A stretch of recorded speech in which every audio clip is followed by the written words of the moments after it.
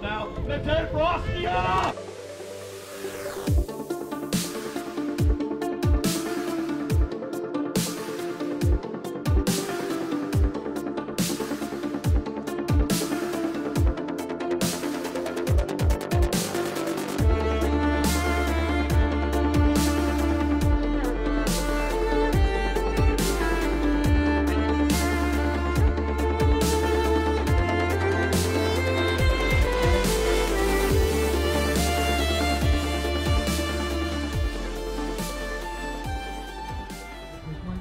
Voelt u zich nou ook een beetje een jonkvrouw?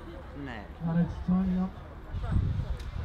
Dat is wel een specifiek werkje, of net? Nou, net zozeer specifiek. Het is een beetje langtredig.